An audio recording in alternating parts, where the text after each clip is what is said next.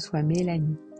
De directrice de crèche à chargée de relations famille et entreprise au sein du réseau de crèches Les Petites Canailles, Mélanie nous parle de sa vocation pour la petite enfance, de son parcours en tant qu'éducatrice de jeunes enfants jusqu'à sa reconversion presque inédite mais finalement si cohérente pour une voie commerciale. Passionnée de l'accompagnement et du soutien individualisé de l'humain, Mélanie se retrouve parfaitement dans cette reconversion presque sur mesure. Je vous laisse en sa compagnie. Très belle écoute. Bonjour Mélanie. Bonjour Lika. Merci d'avoir accepté mon invitation. C'est toi, merci de m'avoir invitée sur ce podcast. Tu es une figure essentielle pour mon petit parcours sur le thème de la reconversion professionnelle. Et donc je vais, comme pour les autres invités, m'atteler à te proposer différentes questions pour comprendre un petit peu le contexte de ta reconversion. Ça te va ? C'est parfait, je suis tout à toi. Super. Alors, étant donné qu'on est dans le domaine de la petite enfance, bien qu'on parle là d'une reconversion qui tend à aller d'un poste opérationnel auprès des enfants et des familles vers un poste un peu plus en retrait, on reste dans le domaine de la petite enfance. Alors peut-être, peux-tu nous dire ce qui t'a appelé à rentrer dans le monde de la petite enfance ? Oui, bien sûr. Alors c'est assez complexe à expliquer puisque je sais pas trop d'où ça me vient. En fait, aussi loin que je me souvienne, j'ai toujours eu en fait cet attrait de travailler dans le secteur de la petite enfance, de prendre soin de l'autre, etc. Et la révélation s'est faite, on va dire, plutôt au moment du stage de 3e, en fait, où j'ai eu la chance de faire une semaine en crèche et de découvrir un peu tous les métiers présents justement dans ce type de structure et que j'ai découvert le métier d'éducateur de jeunes enfants qui m'a confortée dans ma décision. Oui, donc quand même, stage de 3e, ça remonte assez loin. Ouais, c'est assez historique et du coup, c'est pour ça que j'ai plus de mal à l'expliquer autrement puisque voilà, aussi loin que j'ai des souvenirs, on va dire, j'ai toujours eu cet attrait pour cet univers, quoi. Donc, tu as fait ton école d'éducatrice de jeunes enfants. Ça s'est tracé comme ça d'une façon assez naturelle, j'imagine. Oui, c'est ça. En fait, j'ai suivi une scolarité classique jusqu'au bac. Et pendant mon année de terminale, du coup, j'ai passé les concours d'éducateur de jeunes enfants puisqu'on les passe un an à l'avance pour la rentrée suivante. Et j'ai été prise tout de suite pour démarrer. Donc, j'ai enchaîné sur les 3 ans de formation d'éducateur de jeunes enfants. Ok, super. Est-ce que tu peux me parler de tes différentes étapes de carrière, je dirais, entre le moment où tu deviens éducatrice de jeunes enfants et puis ce moment où tu fais le choix de te reconvertir ? Ouais, bien sûr. Donc, j'ai passé quand même une dizaine d'années au total sur les crèches, puisque voilà, j'étais diplômée en 2014, donc 2024, on est sur 10 ans, ça y est. J'ai eu un parcours plutôt classique dans la petite enfance. Dès que j'ai obtenu le diplôme d'éducatrice de jeunes enfants, j'ai commencé tout de suite à travailler en structure. Je travaillais dans plusieurs groupes différents types de crèches, crèches collectives, crèches familiales. J'ai déroulé un petit peu tout ça, cette expérience de l'accompagnement d'équipe, de mener des projets, développer la pédagogie sur différentes structures. Et puis ensuite, j'ai pris un poste d'adjointe sur une délégation de service public dans un groupe de crèches privées où je suis restée 2 ans et demi, où j'ai été en binôme avec une directrice puéricultrice qui m'a beaucoup appris. On travaillait vraiment en binôme et ça a été très très formateur. Et ensuite, j'ai rejoint du coup les Petites Canailles sur un poste de directrice de crèche toute seule, du coup cette fois en autonomie sur ce projet en 2021 du coup. Ok. En 2023, tu fais le choix de changer, je dirais, de changer de voie, oui. Même si j'identifie que ça reste dans l'univers de la petite enfance. Qu'est-ce qui a déclenché ce choix ? En fait, il n'y a pas eu plus de déclencheurs que ça. J'ai toujours un peu construit ma carrière, on va dire, sur des opportunités qui se présentaient. J'aime beaucoup le groupe des Petites Canailles. C'est vrai que depuis que je suis arrivée, j'ai été attirée par des valeurs très humaines tout de suite sur ce groupe-là et j'ai jamais été déçue. Donc, j'avais pas du tout de choix, de volonté de quitter cette entreprise que j'aime beaucoup. Et l'équipe, effectivement, commerciale... se divisait, on va dire, puisqu'il y avait plusieurs départs dans l'entreprise. Donc, les postes ont été ouverts à l'interne. Et je me suis dit, pourquoi pas, c'est quelque chose qui pourrait me convenir. J'avais déjà une petite expérience dans le commerce que j'avais fait en parallèle de mon parcours d'éducatrice de jeunes enfants en complément de salaire.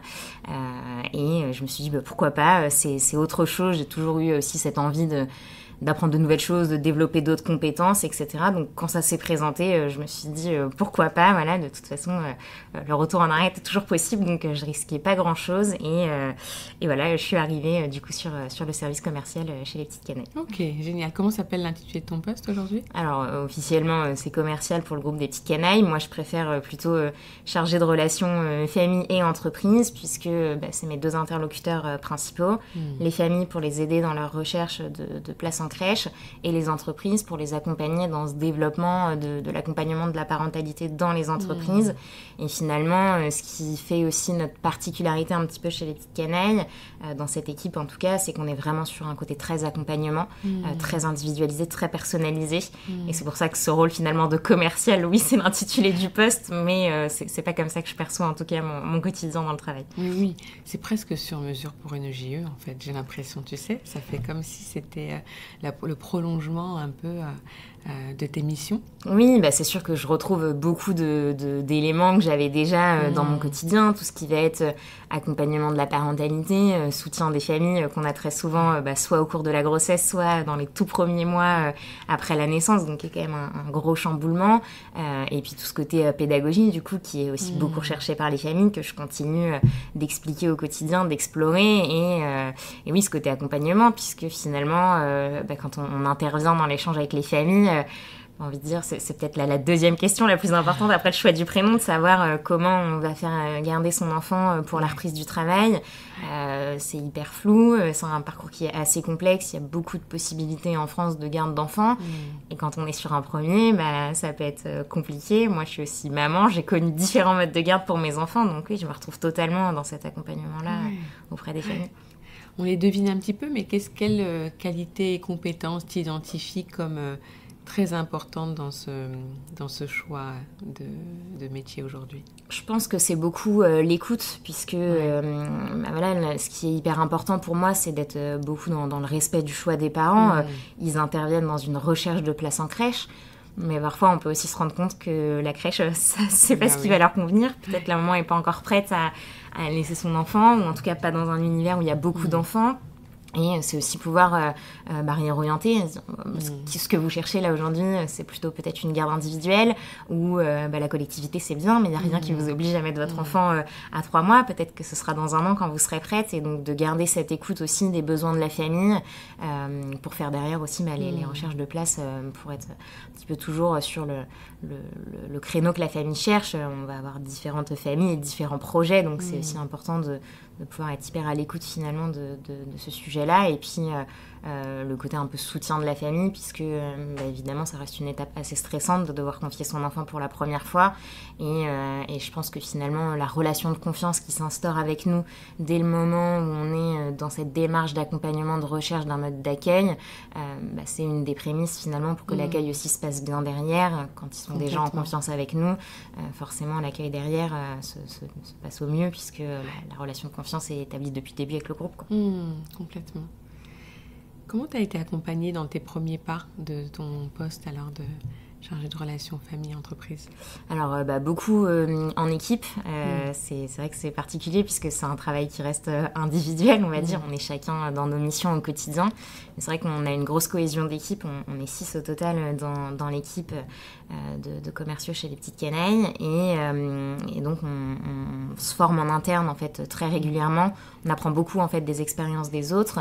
Et on a été beaucoup accompagnés par le reste de l'équipe commerciale qui n'était pas partie, qui était déjà là depuis 3 ans et qui, du coup, connaît très, très bien le sujet. Donc, nous ont beaucoup accompagnés sur tout ce qui va être process, spécificité vraiment en interne. Et après, le reste, voilà, ça se fait encore au quotidien. On apprend finalement tous les jours des expériences des uns des autres. On n'hésite pas aussi à se consulter. Qu'est-ce que tu aurais proposé dans cette situation? Comment tu aurais réagi pour s'enrichir au quotidien, quoi. Ok.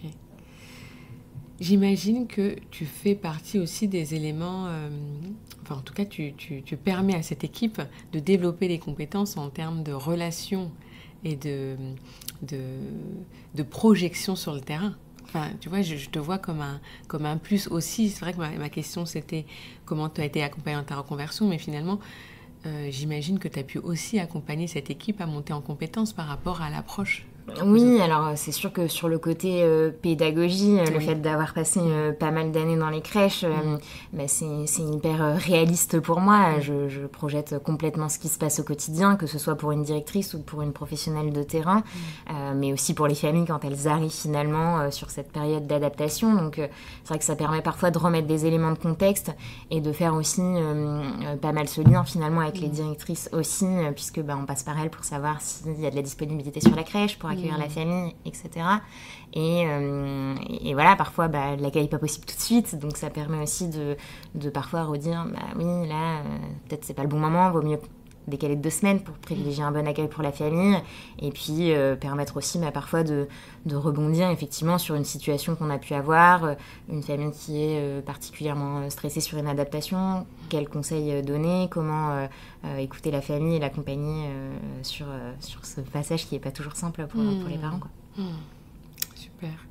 Est-ce que tu pourrais nous raconter une anecdote ou un moment récent, du coup, qui a renforcé ta conviction que tu étais à la bonne place professionnellement? Ouais, j'en ai un au cours de ces 2 ans presque de formation, enfin de commercial finalement, puisqu'on y arrivera au mois de juillet.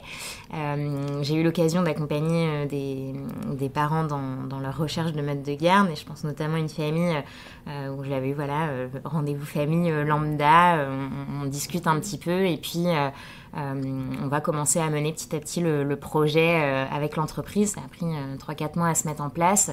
Finalement, l'entreprise accepte de développer cet accompagnement de la parentalité, de réserver des berceaux pour leurs collaborateurs, etc. Et notamment ce papa que j'avais eu au téléphone.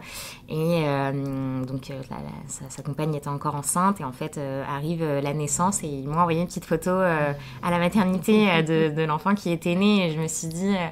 ouais, c'est super. Enfin, j'arrive là dans ce moment qui finalement est hyper intime. T'es à la maternité, juste entre le papa, la maman et l'enfant, et de se dire, ils ont pensé à moi en se disant que finalement j'avais contribué à peut-être simplifier finalement cette fin de grossesse, recherche de mode de garde, etc. Et je me suis dit, c'est quelque chose qui est hyper important. Et pareil, quand t'as une famille qui se retrouve en difficulté presque du jour au lendemain, qui perd un mode de garde, et que t'es en moyen de solliciter 2-3 contacts et de finir par trouver une solution, ça c'est des choses qui sont hyper gratifiantes, parce que tu sais que tu viens enlever un poids énorme à une famille, pour l'avoir vécu moi aussi en tant que maman, d'avoir des difficultés de mode de garde, c'est vraiment quelque chose qui est hyper prenant dans ton quotidien, qui est hyper stressant, et de se dire voilà, t'arrives à apporter une solution, c'est quelque chose qui est hyper, hyper gratifiant. Génial. Enfin, si tu devais donner un conseil à ceux qui envisagent ce style de reconversion, ou peut-être une autre, mais sensiblement identique, qui ont du mal à passer le pas, quel serait-il? Ouais, je dirais qu'il faut pouvoir se faire un peu confiance. Si l'envie si on est appelé un petit peu par un changement de voie, c'est peut-être qu'il y a quelque chose à l'intérieur qui appelle quand même, et qui fait qu'on est peut-être plus 100% aligné avec ce qu'on fait aujourd'hui. Je trouve qu'aujourd'hui, mine de rien, la vie professionnelle reste hyper importante. On y passe 40 heures par semaine. Enfin, pour moi, c'est vraiment hyper important d'être aligné avec ce que je fais, et d'être animé par ce que je fais au quotidien. Donc, quand on n'est plus animé, en tout cas à 100% par son travail, je pense qu'effectivement c'est important de pouvoir se questionner, et puis peut-être se rassurer en se disant que le fait de changer de voie n'efface pas le diplôme ou les compétences qu'on a eues avant, et que finalement la marche arrière sera toujours possible si besoin. Il reste le filet, quoi. C'est ça, au cas où. Super. Je te remercie beaucoup, Mélanie, pour cet échange. Merci, Alika, pour ton invitation. À bientôt. À bientôt.